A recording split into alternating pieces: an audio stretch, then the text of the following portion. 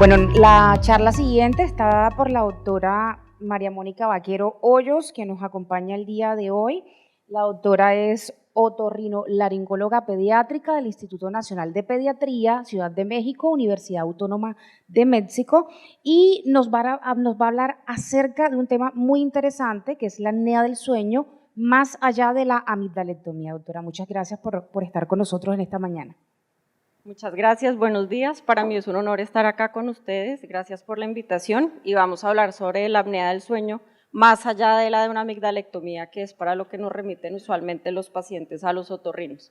No tengo ningún conflicto de interés por declarar. Vamos a hablar un poco sobre las generalidades de las indicaciones de la adenoamigdalectomía, cuando vemos pacientes con apnea del sueño persistente posterior a cirugía, qué es la somnoscopia y cuándo la hacemos, y otros procedimientos quirúrgicos que tenemos a la mano para ayudar con estos pacientes. Ya sabemos que alrededor del 5% de los niños van a tener un diagnóstico de apnea del sueño y esto se asocia a múltiples problemas cognitivos, comportamentales, de la calidad de vida, no solo de los niños, sino también de sus familias, y pues a largo plazo también estos pacientes tienen algunas complicaciones. Hay unos factores de riesgo que se han identificado y que se han publicado de qué va a hacer que un niño tenga la probabilidad de tener una apnea del sueño, pero digamos que cuando no tenemos todo esto, lo más común que podemos encontrar es que los niños tengan una hipertrofia adenoamigdalina y esto los tenga roncando.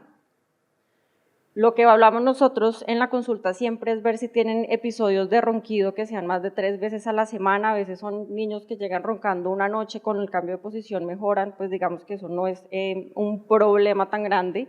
Que hagan respiración ruidosa o que tengan episodios de pausas respiratorias es lo que inicialmente evaluamos, pero siempre debemos ver si tiene algún otro tipo de comportamiento extraño durante el sueño, que tenga enuresis, una posición anormal cuando duerme, si tiene cianosis, como hablaba la doctora Sonia. Hay otros, características más en los adultos como la somnolencia diurna, pero algunos niños la pueden presentar, y sobre todo las alteraciones en el comportamiento del niño en el día. Estas son unas escalas que están validadas para cuestionarios en los pacientes acá en Colombia y precisamente habla de preguntarle a los pacientes ya más grandes o sino a los padres sobre el comportamiento, los problemas respiratorios, la somnolencia y otros problemas que pueden presentar que están asociados a la apnea del sueño. Nosotros como otorrino nos encargamos de evaluar los sitios de obstrucción de la vía aérea superior y esto lo podemos encontrar a nivel de la nariz, desde la apertura piriforme hasta la nasofaringe, las adenoides. En la orofaringe posterior lo más común que encontramos pues es la hipertrofia amigdalina, las paredes faringeas laterales y el paladar se pueden colapsar, especialmente en los niños que tienen un pobre tono muscular, y en la base de la lengua los pacientes con síndrome de Down suelen tener una hipertrofia a este nivel que es difícil, digamos que de corregir por completo. Y la supraglotis, hay pacientes que sospechamos que tengan una laringomalacia inducida con el sueño, también lo podemos evaluar como un sitio de obstrucción de la vía aérea superior. El peso para nosotros es muy importante porque si un paciente llega con obesidad, el éxito de una cirugía va a ser muy bajito. Entonces, de entrada debemos manejar la obesidad en todos los niños para que eventualmente, si decidimos una conducta quirúrgica, los resultados sean mucho mejor. En cuanto a la obstrucción nasal, siempre evaluar durante la consulta si el paciente presenta respiración oral. A veces los papás no saben, pero uno ve el niño que está permanentemente con la boca abierta, las fascias adenoideas y el estertor nasal. A veces los papás dicen, no, el niño ronca todos los días, pero ronca cuando está despierto, y no saben explicar muy bien lo que es diferente tener un estertor nasal a tener un ronquido. Este, por ejemplo, es un caso de un estertor nasal.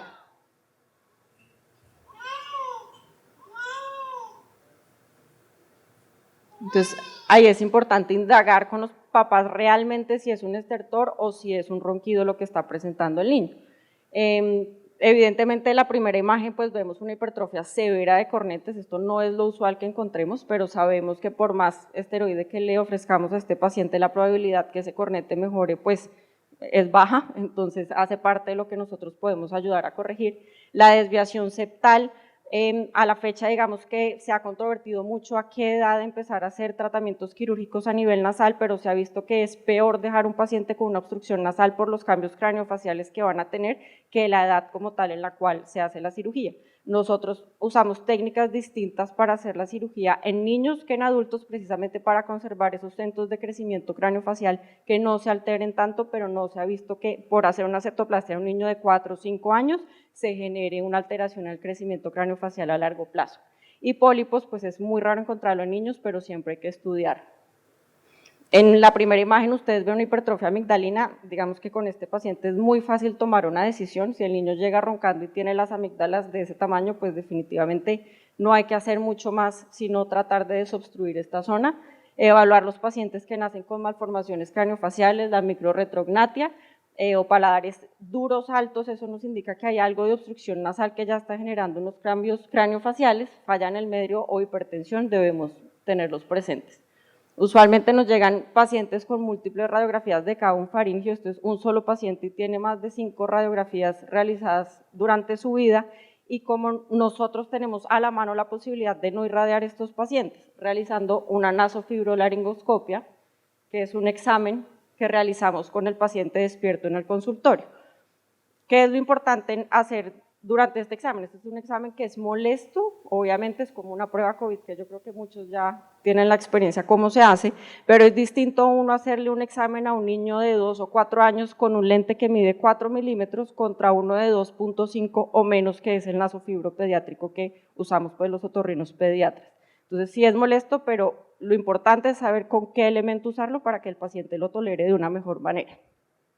Este pues es una imagen de esto, es un niño. Usualmente uno cree que los niños grandes no se van a dejar tan fácil, pero cuando uno les explica lo que va a hacer, les dice qué es lo que va a sentir, los niños se dejan relativamente muy juiciosos a hacer los exámenes, y a veces les encanta ver qué es lo que está pasando y entender qué es lo que tienen. Y esto también es muy útil para los papás porque uno los hace con ellos ahí, sosteniendo al niño o acompañándolo, y ellos empiezan a entender, bueno, ¿qué son las adenoides? ¿Dónde está eso? ¿Dónde están los cornetes? ¿Por qué está roncando mi hijo? Entonces es una herramienta que es muy útil, digamos que para evaluar nosotros también directamente sitios de obstrucción que la radiografía no nos va a permitir. Si tenemos una obstrucción nasal, las adenoides en la radiografía salen normales, bueno, ¿qué es? Es el tabique, tiene pólipos, son los cornetes. ¿Qué otras estructuras están generando una obstrucción nasal que no la vamos a poder ver en una radiografía? Usualmente los pacientes a nuestra consulta ya llegan con un manejo instaurado por el pediatra, por el neumólogo, el somnólogo, y digamos que nosotros somos como un eslabón más en el tratamiento de los pacientes, y lo que ya sabemos es que los niños no son muy adherentes al manejo con el CPAP, y nosotros ayudamos a tratar de evitar ese uso o disminuir las presiones en la cual los pacientes están usando el CPAP. Entonces, somos un grupo conjunto y como tal debemos tomar decisiones en conjunto para ayudar a los pacientes, porque no es solo la patología del neumólogo, la patología del otorrino, sino que es un niño que a veces no es fácil tomar las decisiones y la debemos hacer como un equipo. Entonces, el manejo quirúrgico inicial que se ha demostrado que tiene la mayor efectividad es la adenoamigdalectomía, pero debemos siempre evaluar a los pacientes porque no todos van a llegar por lo mismo. Algunos roncan y tienen una obstrucción, digamos que evidente, con somnolencia diurna, otros son hiperactivos, otros no tienen muchos síntomas, pero llegan con un polisomnograma, con una apnea obstructiva muy severa que pues tenemos que empezar a estudiar en conjunto. ¿Cuándo decidimos hacer un polisomnograma? Cuando tenemos algún paciente con alteración del sueño, vemos una hipertrofia amigdalina, pero en los pacientes que son menores de 2 años, los obesos, los que tienen síndrome de Down, los que tienen alteraciones craneofaciales o neuromusculares, anemia de células falciformes o mucopolisacaridosis. Como les mencionaba antes, si ustedes ven, el niño llega, está roncando, pasa súper malas noches, respiración oral, ven esas amígdalas grandes, pues un polisomnograma no me va a cambiar la conducta, que definitivamente este paciente va a necesitar por lo menos la amigdalectomía para mejorar la obstrucción a ese nivel. ¿En qué otros casos pedimos el polisomnograma? Cuando hay dudas sobre el beneficio de la amigdalectomía. Un paciente con unas amígdalas grado 2, de pronto 3, que no tiene facies adenoideas, no tiene como nada que nos haga pensar que está muy obstructivo, podemos pedir el polisomnograma, o pacientes que a veces tienen asimetría amigdalina, que uno no sabe realmente qué tanto beneficio operarlo le va a dar para sus síntomas. La decisión fácil es cuando tenemos alteraciones del sueño, hipertrofia amigdalina y pues un polisomnograma que confirma la apnea obstructiva del sueño. No, pues digamos que no se puede negar que el paciente es un paciente candidato a quirúrgico. Cuando se toma esta decisión, siempre es importante explicarle a los papás que hay un riesgo de apnea residual y que necesitemos hacer más cirugías o que el paciente termine igual usando, pues con indicación de manejo con CPAP. ¿Por qué? Porque la cirugía no va a corregir el 100% de los problemas de los pacientes. Ya sabemos entonces que la adenomigdalectomía es la cirugía de primera elección en los mayores de 2 años y se ha demostrado que mejora el rendimiento escolar de los pacientes, el comportamiento, la calidad de vida y mejora los índices del polisomnograma, pero en los pacientes, digamos que no tienen otra comorbilidad, van a tener una resolución de la apnea del sueño del 74%, entonces todavía tenemos un 30% que va a seguir roncando después de la adenomigdalectomía. Y si los pacientes tienen comorbilidades como obesidad, alteraciones craneofaciales, síndrome de Down, esa resolución solo llega hasta casi el 40%, entonces, sobre todo en esos casos, tenemos que ser enfáticos en los papás en decirle que la cirugía ayuda, pero no va a ser la curación total de la apnea del sueño. Acá, pues, tenemos un caso, un paciente de 5 años, que es el de la foto, que tiene unas amígdalas no muy grandes, pero el polisomnograma salió con una apnea obstructiva y ahí vemos unas adenoides que están obstruyendo el 100% de las coanas en ambos lados. Entonces, es un paciente de 5 años, no podemos esperar hasta los 7, 8 años que esas adenoides desaparezcan y pues está indicada pues realizar la adenomigdalectomía. A mí me gusta hacerlo endoscópico porque si ven hay un tejido que se mete hacia adentro de la nariz que de otra forma uno no lo puede ver y digamos que con las succiones que uno usa por dentro de la boca a veces no es fácil llegar a ese punto y va a quedar tejido residual y ahí sucede pues nuevamente una obstrucción nasal, reaparece la apnea obstructiva y es que quedó un tejido por quitar. Se ha descrito la amigdalectomía parcial, que es no quitar la amígdala completa, pero esto tiene el riesgo de recrecimiento y adicionalmente hay que seguir monitorizando a ver el paciente si vuelve a presentar la apnea. Entonces, el 30% de los pacientes sanos van a persistir con apnea obstructiva, el 70% de los pacientes con comorbilidades van a seguir con problemas y la mayoría van a tener indicación de CPAP que no van a tolerar. Entonces, ¿qué podemos hacer nosotros? Bueno, ¿por qué sucede esto? Porque hay un imbalance entre las fuerzas dinámicas de la vía aérea superior y del tono neuromuscular que definitivamente la adenomigdalectomía no va a mejorar en esos pacientes. Entonces, ¿qué hacemos nosotros? Una somnoscopia. Esto que nos va a permitir hacer es identificar otros lugares de obstrucción que no son evidentes al examen físico ni en la nasolaringoscopia despierta después de la cirugía. También la hacemos cuando los hallazgos al examen físico no son evidentes de un sitio de obstrucción claro que nos permita tomar una decisión quirúrgica, cuando sospechamos laringomalacia inducida en el sueño o cuando pensamos que hay una obstrucción multinivel. Y es un examen que es la misma nasolaringoscopia bajo sedación en salas de cirugía. Aquí vemos el paciente, pues el monitor, y el paciente está monitorizado con el anestesiólogo y es el mismo examen. Uno le puede poner oxígeno o no, pero lo importante es uno tratar de no ponerle oxígeno de entrada para evitar pues cambiar, porque uno también quiere ver cuánto se desatura, si algún cambio de posición va a mejorar eso. Nosotros usamos esta clasificación para definir el grado de obstrucción y a qué nivel lo encontramos y cuáles son los puntos que podemos mejorar y adicionalmente anotamos si hubo desaturaciones, arritmias o si alguna posición mejoró o empeoró los hallazgos del examen. Este es un caso clínico de una niña con un Prader-Willi de 12 años, con obesidad, múltiples intubaciones desde el nacimiento y con una apnea severa del sueño, con displasia broncopulmonar que no toleraba el CPAP porque le daba una dermatitis severa en cara. Acá vemos que pues en su cavidad nasal hay algo de obstrucción, pero son unos cornetes que pues no están tan terribles. Esta es la epiglotis, vemos que está un poco entorchada, pero no genera una obstrucción completa de la vía aérea superior, mal manejo de secreciones. La base de la lengua a veces en estos niños puede ser muy grande y generar un retrodesplazamiento de la epiglotis, pero no era el caso de ella.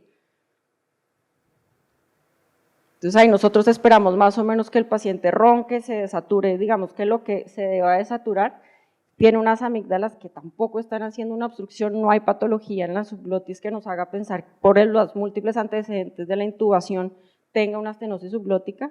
Cuando movemos a la paciente hacia el lado derecho o hacia el lado izquierdo vemos que las paredes faríngeas laterales se colapsan y eso es algo que no vamos a poder mejorar con cirugía. Entonces son pacientes que uno a veces dice, bueno, hagamos adenomigdalectomía de una vez, pero lo que vamos a esperar es por lo menos que reduzca 10 el índice de apnea del sueño, pero va a seguir necesitando el CPAP, porque de 30 va a pasar a 20 y para qué la vamos a someter a una cirugía, a cuidados en cuidados intensivos en el posoperatorio si no vamos a resolver el problema. Entonces aquí es donde empieza el trabajo multidisciplinario con neumología, con los de la UCI, con anestesia, para definir si esta paciente se beneficia de hacer una cirugía cuando sabemos que no vamos a corregir el problema por completo. Este es otro niño que lo mandaron para una cauterización bajo sedación porque el paciente era muy nervioso, un paciente de 10 años que pesaba 80 kilos. Entonces, siempre nosotros cuando hay epistaxis en los preadolescentes revisamos que no haya un nasoangiofibroma y casualmente él no reportaba ronquido, pero van a ver la obstrucción de las amígdalas en este paciente, pues que uno dice, me dan ganas de operarlo, sé que esas amígdalas van a mejorar, pero el niño no ronca, probablemente sí tiene una apnea del sueño, pero ¿cómo opero yo un niño de 80 kilos que igual no va a mejorar la apnea del sueño, por más que le haga la adenoamigdalectomía? Este es otro niño con rinitis alérgica y asma de 11 años. Este paciente tiene un poquito de una desviación septal izquierda, no muy terrible, los cornetes bien, la nasofaringe bien, no tiene una hipertrofia adenoidea. Vamos a ver cómo el paladar empieza a vibrar y la úvula trata de irse hacia la nasofaringe.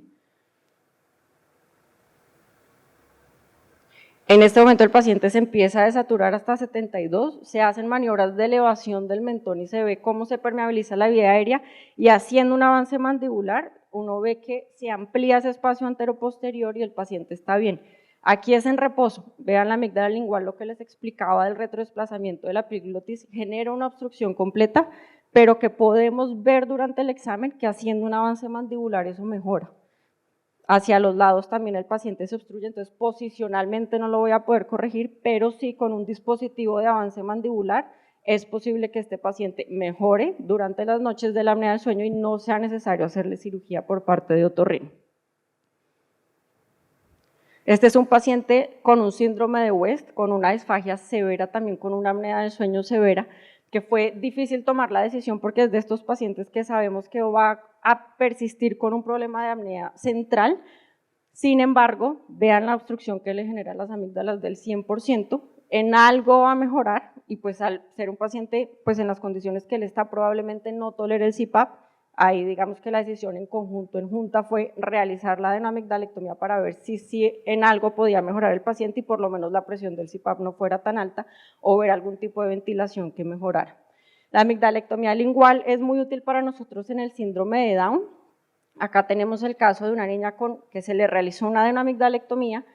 Ven, digamos que todas estas bolitas grandes que obstruyen del lado izquierdo, esa es la amígdala lingual. Esto es muy común en los pacientes con síndrome de Down, entonces prácticamente que con ellos uno sabe que va a adenoamigdalectomía y después amigdalectomía lingual si no funciona. Hacer cirugía multinivel en niños, digamos que es muy controvertido porque está el riesgo de hacer una estenosis orofaringea o nasofaringea cuando se hace en el mismo tiempo quirúrgico, entonces tomar esa decisión, digamos que también se va a hacer en conjunto y con el consentimiento de los padres. Nosotros, digamos que por escuela no nos gusta hacerlo por ese riesgo, porque podemos empeorar la situación. Y pues lo que hacemos es con un coblator retirar todo ese tejido y a ver, este es el resultado posoperatorio de esta niña después de quitar la amígdala lingual, esto es al mes. Entonces mejora significativamente. No se le puede garantizar obviamente el 100% de resolución de las apneas, pero probablemente va a mejorar bastante. La supraglotoplastia es otro procedimiento que nosotros hacemos, es el segundo más común después de la amigdalectomía lingual, y lo que hacemos es en los pacientes que tengan laringomalacia inducida por el sueño, cortar los repliegues arioepiglóticos, que son estas estructuras, para liberar un poquito la epiglotis y que no se colapse durante la inspiración. Usualmente siempre hacemos broncoscopia y revisamos que no tenga otros sitios de obstrucción en vía aérea inferior, y acá pues retiramos, ahí retiramos la mucosa del repliegue arioepiglótico y en otros pacientes en donde es necesario retirar esta mucosa que ven acá que se colapsa durante la inspiración, durante el sueño, eso es una laringomalacia inducida por el sueño. Y al retirar eso pues ya vemos que se permeabiliza y ya no hay un tejido colapsándose. Cirugía nasal, lo que les comentaba al principio, si hay una desviación septal muy obstructiva la podemos corregir a cualquier edad, la hipertrofia de corneta es lo mismo, y hay múltiples técnicas y otras cirugías que nosotros sabemos hacer y conocemos cómo realizarlas, pero no son con lo que empezamos con los niños porque no hay evidencia todavía, no hay estudios largos en niños y tiene ciertos riesgos, que son la suspensión idea, la cirugía multinivel. Hay niños que nacen con malformaciones craneofaciales que con el avance mandibular les va bastante bien. Y por último tenemos la opción de realizar una traqueostomía. Obviamente a esto no queremos llegar nunca con un niño con una apnea del sueño. Esto es el último recurso que tenemos en los pacientes que son muy complejos, que son sintomáticos y en los que ninguna de las otras técnicas ha funcionado o creemos que va a funcionar o están contraindicadas. Pero la idea es nunca llegar a una traqueostomía con estos pacientes.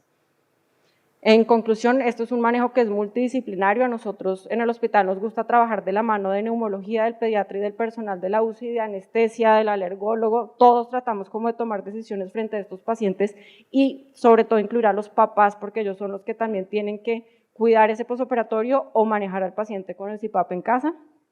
Saber que si tenemos una apnea residual tenemos otras opciones quirúrgicas que ofrecer, que no siempre van a mejorar al paciente, pero no todas las cirugías, digamos, que van a resolver esa apnea del sueño, pero las podemos realizar para mejorar. Y no todos los pacientes se van a beneficiar de realizar cirugías. Muchas gracias. Aquí